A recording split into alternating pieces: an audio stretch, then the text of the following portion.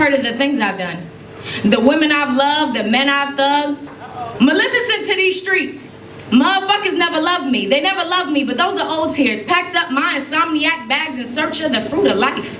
A little dime of knowledge to open my eyes. Code name Eve the Deceiver. I was bent on treason.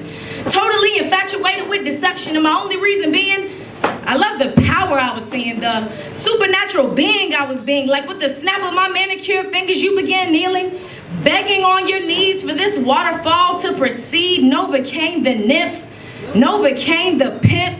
Any pair you want, baby, you the boss. As long as you know just whose it is when it's time to unzip. As long as you're man enough to lift and freak enough to slip it in at any time. On the drop of any dime. I left my panties on your dresser for you to remember, and I'll probably never save your number. Just leave it in my SMS with the last message unread. And I only reply with the quick flicking me ready for Christmas in July.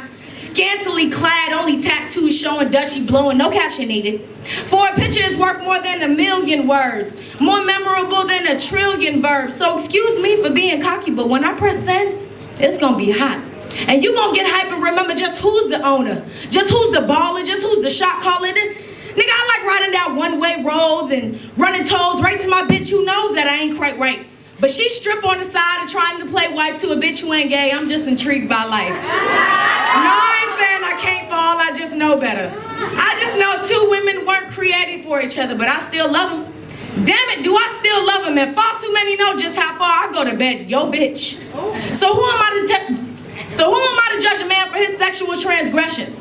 For throwing some bait and watching him flock? It's a man's world and it's a damned world. So I'll just play the game and remain the same until I get too close. Shit. And I'm afraid of tight spaces with no communicating, so I'll just lay it low. Until I spot another fine, 6'5" tall brother. Mind on his money, he might even be a ball player.